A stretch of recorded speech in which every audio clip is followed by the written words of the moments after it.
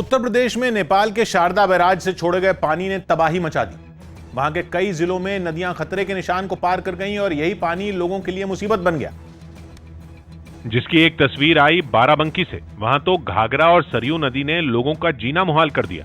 गांव में पानी की दस्तक ने लोगों को इलाके छोड़ने को मजबूर कर दिया। कुछ स्कूली बच्चे तो अपनी जान जोखिम में डालकर नाव के जरिए उफनती नदी को पार करते दिखाई दिए। हम लोगों का पुलिस द्वारा वास्पित है मैक्स है कि जल बहुत तेज छूटा है, तो गांव से बाहर निकल बंधा के ऊपर हम जान बचाने के लिए गांव के कई परिवार निचले इलाकों को छोड़कर सुरक्षित जगहों पर निकल गए।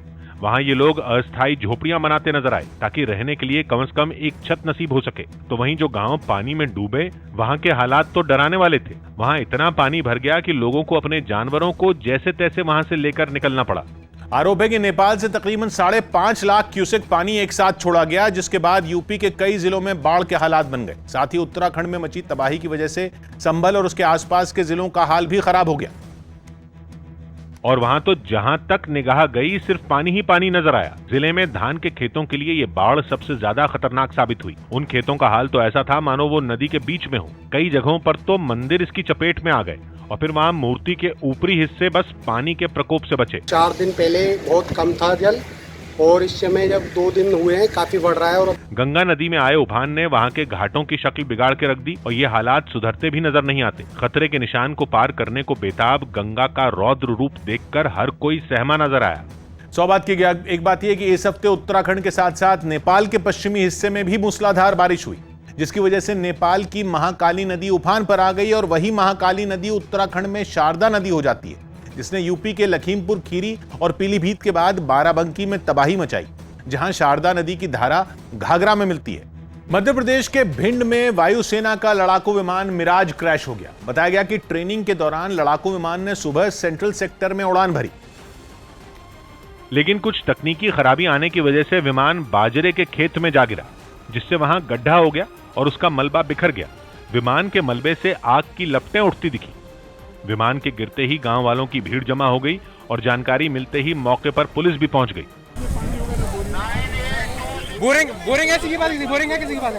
पुलिस ने गांव वालों की मदद से विमान में लगी आग को बुझाने का काम फौरन शुरू कर दिया और कुछ ही देर में आग पर काबू पा लिया गया।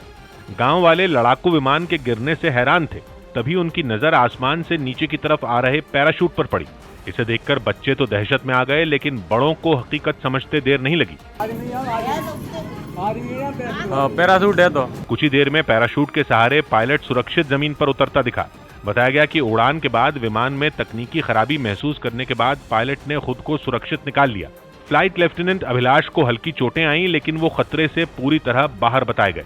100 बात की बात है कि भिंड शहर से करीब 8 किलोमीटर दूर ये लड़ाकू विमान हादसे का शिकार हुआ, जिसके बारे में बताया गया कि ये मिराज 2000 ट्रेनर विमान था, जिसे वायुसेना के एक फ्लाइट लेफ्टिनेंट अकेले ही उड़ा रहे थे, जिनके पैराशूट से छलांग लगाने के कुछ ही देर बाद विमान हवा में 2 टुकड़े हो गए।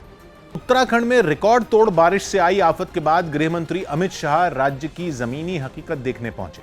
उन्होंने मुसीबत के वक्त राज्य सरकार के काम की और मुख्यमंत्री पुष्कर धामी की खूब तारीफ की और राज्य को हर मुमकिन मदद का भरोसा दिया। मुख्यमंत्री के साथ हेलीकॉप्टर में सवार होकर उन्होंने राज्य में हुई तबाही का हाल देखा। हेलीकॉप्टर में दोनों नेताओं के अलावा कुछ अफसर भी रहे, जो राज्य का नक्शा लेकर पहुंचे और सबसे ज्यादा नुकसान वाली जगहों के बारे में बताते रहे। हेलीकॉप्टर से नदियों का उफान साफ दिखाई दिया। खेतों में बह रहा नदियों का पानी और टूटे हुए निर्माण भी साफ दिखे। तबाही का हाल देखने के बाद अमित शाह ने भरोसा दिया कि केंद्र सरकार की तरफ से उत्तराखंड की पूरी मदद की जाएगी। उन्होंने ये भी बताया कि केंद्र सरकार ने किसी कुदरती आफत से निपटने के लिए राज्य को पहले ही 250 करोड़ रुपए दिए हुए थे। डिजास्टर मैनेजमेंट डिपार्टमेंट की ओर से 250 करोड़ रुपया कुछ महीने पहले ही यहाँ पर ऑलरेडी एडवांस में भेजा हुआ है, इससे काम चालू हो गया। गृह मंत्री अमित शाह एक दिन पहले ही देहरादून पहुंच गए थे। हवाई सर्वे के अलावा उन्होंने दिन भर अधिकारियों के साथ कई अहम बैठकें की और तबाही से हुए नुकसान के आकलन के लिए सर्वे कराने का आदेश दिया।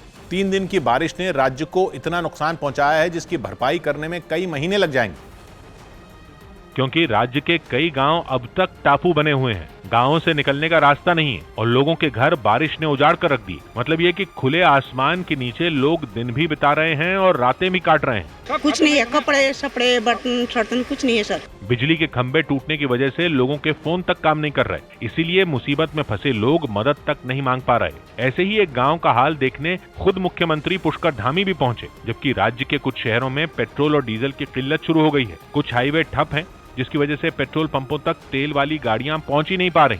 सौभाग्य की बात है कि उत्तराखंड में 125 साल का रिकॉर्ड तोड़ने के बाद बारिश तो थम गई, लेकिन मुसीबतों का जो पहाड़ टूटा उससे उबरने में लंबा वक्त लग सकता है, क्योंकि मूसलाधार बारिश और पहाड़ खिसकने की वजह से हाईवे और दूसरी सड़कें बंद हैं।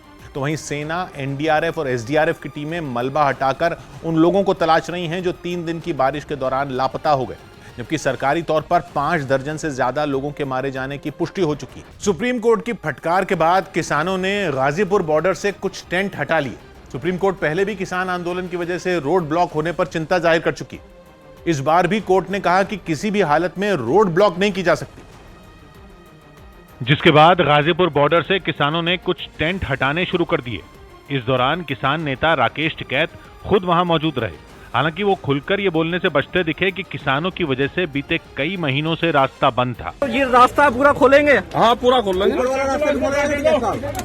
दिल्ली जाएंगे। किसानों ने वहां सड़क की एक लेन खाली की। उनकी तरफ के जो टेंट थे, ये आप देख रहे हैं, यहाँ पर पहले टेंट लगा दिए गए थे, बड़े छोटे कई प्रकार के टेंट लगाए गए थे। उन सबको हटाने की अब तैयारी शुरू कर दी गई है। जिसके बाद राकेश टिकैत ने पुलिस पर आरोप लगाया कि किसान उसकी वजह से वहां बैठे थे। हम क्या सड़क पर बैठने के लिए आए यहाँ, हम तो दिल्ली जाने के लिए आए थे, रास्ता रोक दिया, वहीं बैठ गए। इस मामले में सुप्रीम कोर्ट ने किसान संगठनों से 3 हफ्ते में जवाब देने को कहा और रास्ता बंद करने के लिए उन्हें फटकार लगाई। कोर्ट ने सुनवाई के दौरान ये तो बोला कि वो किसी विरोध प्रदर्शन के खिलाफ नहीं है, लेकिन उसने ये साफ कर दिया कि विरोध के नाम पर रास्ता बंद नहीं किया जा सकता। इससे पहले किसान संगठनों के वकील ने अदालत में दलील दी कि किसानों ने नहीं बल्कि पुलिस ने रास्ता ब्लॉक किया था, और कहा कि पुलिस चाहती तो वो उस जगह यातायात के बेहतर इंतजाम कर सकती थी। किसानों की ओर से यह भी कहा गया कि उन्हें रामलीला मैदान में रैली करने की इजाजत नहीं दी गई, जिसके बाद सरकार के वकील ने इसका विरोध किया और कहा कि कुछ लोग रामलीला मैदान को अपना स्थायी पता बनाना चाहते हैं। जिसके बाद सुप्रीम कोर्ट ने इस मामले की सुनवाई 7 नवंबर तक टाल दी और किसानों से 3 हफ्ते में जवाब मांगा। भारी बारिश की वजह से बिहार के कई इलाकों में भी हालात बिगड़ गए। बिहार के अलग अलग हिस्सों में पिछले कुछ दिनों से लगातार बारिश हो रही है, जिससे वहां बहने वाली नदी नाले उफान पर आ गए और उनके पानी ने रिहायशी इलाकों को अपनी चपेट में ले लिया। बारिश और बाढ़ की सबसे डराने वाली तस्वीरें अररिया से सामने आई। वहां इतनी बारिश हुई कि सब कुछ पानी पानी हो गया। हर तरफ घुटनों तक पानी भरा नजर आया। ऐसा लगा जैसे नदी बस्ती में ही उतर आई हो। सैलाब ने लोगों के मकानों पर भी कब्जा जमा लिया। लोग अपने ही घर में फंसकर रह गए। खाने पीने तक का संकट पैदा हो गया। सुपौल में भी यही हालात नजर आए। वहां तो पानी भरने से कई इलाकों का संपर्क कट गया। लोग कमर तक पानी में डूबकर आने जाने को मजबूर हो गए। बेमौसम बारिश का सबसे ज्यादा नुकसान किसानों को हुआ। खेतों में पानी भरने से धान की तैयार फसल बर्बाद हो गई। किसानों की महीनों की मेहनत भी पानी में चली गई। 2 दिन से बारिश हो रहा है, फसल की बहुत हालत खराब है। सब्जियां भी खेतों में ही सड़ गईं। नवादा से जो तस्वीरें सामने आई उनमें गोभी और दूसरी सब्जियों के खेत पानी में डूबे नजर आए। बताया गया कि ये सब्जियां कुछ दिन में ही बाजार में पहुंच जाती, लेकिन अक्टूबर के अंत में हुई इस बारिश ने सब बर्बाद कर दिया। बारिश और सैलाब की एक रोंगटे खड़े कर देने वाली तस्वीर गोपालगंज से भी सामने आई। वहां उफान पर बह रही गंडक नदी में एक नाव पलट गई। बताया गया कि नाव पर 3 लोग सवार थे जो नदी के दूसरी तरफ घास काटने के लिए निकले थे, लेकिन उनकी नाव नदी की तेज धार में फंस गई। बहाव इतना तेज था कि वो नाव किनारे की तरफ बढ़ने की बजाय नदी के बीचों बीच पहुंच गई। ऐसा लगा जैसे वो नाव ना हो, कागज से बनी कोई किश्ती हो। देखते ही देखते वो नाव पानी की तेज धार में फंसकर पलट गई। नाव में सवार सभी लोग लहरों में डूबने लगे। हालांकि बाद में तीनों लोग किसी तरह तैर कर नदी से बाहर निकल आए। बाद में प्रशासन ने लोगों से नदी के करीब न जाने की अपील की। सौभाग्य की एक बात यह कि बिहार में इस साल मानसून वक्त से पहले आया, जिसमें 4 महीनों के दौरान किसानों पर 4 बार बाढ़ की मार झेलनी पड़ी, जिससे हुए नुकसान का हिसाब किताब सरकार जोड़ ही रही थी कि अक्टूबर के तीसरे हफ्ते में आसमान से आफत बरसने लगी, जिसमें बीते 4 दिन के दौरान धान की बची कुची फसल भी बर्बाद हो गई, जबकि आलू, गोभी और दूसरी पत्तेदार सब्जियां उगाने वाले किसानों के पसीने छूट रहे हैं, क्योंकि पानी में डूबी सब्जियों के सड़ जाने का खतरा है। ट्विटर पर बैन हो चुके डोनाल्ड ट्रंप अब अपना खुद का सोशल मीडिया ऐप लॉन्च करेंगे। अमेरिका के पूर्व राष्ट्रपति डोनाल्ड ट्रंप ने ट्रूथ सोशल नाम से नया सोशल मीडिया ऐप लॉन्च करने का ऐलान किया। बताया जा रहा है कि ट्रंप का यह सोशल मीडिया प्लेटफॉर्म ट्विटर की तरह ही होगा, जिस पर लोग अपनी बात कहने के साथ फोटो और वीडियो भी साझा कर सकेंगे। इस दौरान ट्रंप ने कहा कि ट्विटर जैसी सोशल मीडिया कंपनी तालिबान को तो अपने प्लेटफॉर्म पर पूरी जगह देती है, लेकिन लोगों के पसंदीदा अमेरिकी राष्ट्रपति पर बैन लगा देती है। ऐसे में वो अपने ट्रूथ सोशल के जरिए उन बड़ी कंपनियों को चुनौती देंगे जो लोगों की आवाज दबाने की कोशिश करती हैं। करीब 10 महीने पहले अमेरिका की संसद में हुई हिंसा में ट्रंप की कथित भूमिका सामने आने के बाद उनके सोशल मीडिया अकाउंट बंद कर दिए गए थे। ट्विटर ने तो उन पर हमेशा के लिए बैन लगा दिया था।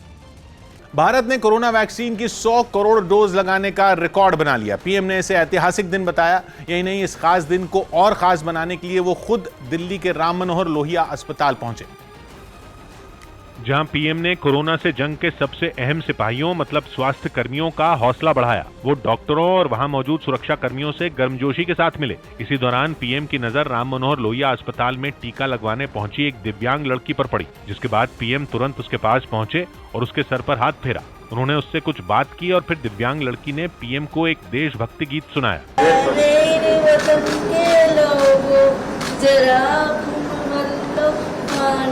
पीएम से मिलने के बाद वो लड़की और उसकी मां दोनों ही बहुत खुश नजर आए। हमारे लिए बहुत ही गौरव का पल है, बहुत ही आनंददायी पल है। भारत की आबादी 100 करोड़ से ज्यादा है। ऐसे में सरकार के सामने सबको टीका लगाने की एक बड़ी चुनौती थी। यही वजह रही कि वैक्सीन की 100 करोड़ डोज लगते ही प्रधानमंत्री ने देश को संबोधित किया और इस दिन को कभी ना भूलने वाला दिन बता दिया। प्रधानमंत्री ने कोरोना से जंग में डटकर लड़ने वाले स्वास्थ्य कर्मियों और देश के हर नागरिक की पीठ थपथपाई और भारत के वैक्सीन की 100 करोड़ डोज का जादुई आंकड़ा छूने को बड़ी जीत बताया। 100 साल में आई सबसे बड़ी महामारी का मुकाबला करने के लिए देश के पास अब 100 करोड़ वैक्सीन डोज का मजबूत सुरक्षा कवच है। पीएम अपने संबोधन के बाद राम मनोहर लोहिया अस्पताल पहुंचे, जहां उन्हें देखकर लोगों का उत्साह और बढ़ गया। पीएम ने भी उसी उत्साह से हाथ हिलाकर उनका अभिवादन किया। पीएम के अलावा स्वास्थ्य मंत्री मनसुख मांडविया भी जश्न का हिस्सा बने। वो वैक्सीनेशन पर नजर रखने वाले वॉर रूम पहुंचे और वहां मौजूद लोगों को लड्डू खिलाए। यही नहीं, देश के अलग अलग शहरों में भी इस दिन पर खास आयोजन हुए। वैक्सीनेशन सेंटर पर भीड़ नजर आई। जिन लोगों ने टीका नहीं लगवाया था वो वहां पहुंचे। यही नहीं, कुछ जगहों पर तो लोगों ने नाच गाकर खुशी जताई, जिनमें दिल्ली के पास ग्रेटर नोएडा भी शामिल है, जहां रिकॉर्ड तोड़ वैक्सीनेशन के जश्न में ढोल बजे और लोग खूब नाचे। वहाँ कई ऐसे गांवों के लोग आए जहां 100% वैक्सीनेशन हो चुका है। आपके गांव में कितने लोगों ने वैक्सीन लगवाया? बहुत, सब टोटल सबके लग गया। लखनऊ में तो मुख्यमंत्री खुद एक वैक्सीनेशन सेंटर पहुंचे और स्वास्थ्य कर्मियों से मिले। उन्होंने टीका लगवाने आए लोगों से भी बात की। सीएम से मिलकर स्वास्थ्य कर्मियों का जोश दुगना हो गया। 100 करोड़ डोज पूरी हो गई हिंदुस्तान में। जी, चेहरे की मुस्कान बता रही है आप काफी खुश हैं। हाँ, बहुत खुश है। वहीं मुंबई में स्वास्थ्य कर्मियों के सम्मान में कार्यक्रम हुआ, जबकि अहमदाबाद में वैक्सीनेशन सेंटर पर भीड़ दिखी। इस बीच वैक्सीन की 100 करोड़ डोज पर सियासत भी शुरू हो गई। कांग्रेस ने आरोप लगाया कि सरकार अपनी जिम्मेदारी नहीं निभा रही और साथ ही आरोप लगाया कि वैक्सीन की 100 करोड़ डोज के मुद्दे पर अपनी पीठ खुद ही थपथपा रही है। उनकी सरकार एक बार फिर प्रपंच और स्वांग कर खुद की पीठ थपथपाने में लगी है, जिसके बाद बीजेपी ने कांग्रेस को करारा जवाब दिया। किसी के पेट में बल पड़ रहा है, किसी की छाती पे सांप चल रहा है, तो चलने दीजिए। 18 साल से ज्यादा उम्र के लोगों को वैक्सीन की 100 करोड़ डोज लगने के बाद जनता बच्चों की वैक्सीन का बेसब्री से इंतजार कर रही है। सौभाग्य की बात है कि 9 महीने में 100 करोड़ कोरोना वैक्सीन की 100 करोड़ डोज लगाने की उपलब्धि पर विश्व व्यापार संगठन के महानिदेशक ने भी भारत की तारीफ की और प्रधानमंत्री मोदी को ट्वीट करके बधाई दी, क्योंकि इतनी बड़ी मात्रा में वैक्सीन का इंतजाम करना आसान नहीं था और उस वैक्सीन को 32 लाख वर्ग किलोमीटर इलाके में फैले देश के कोने कोने तक पहुंचाना तो और भी मुश्किल था, जिसके लिए पीएम मोदी ने इस अभियान से जुड़े सभी लोगों का आभार जताया।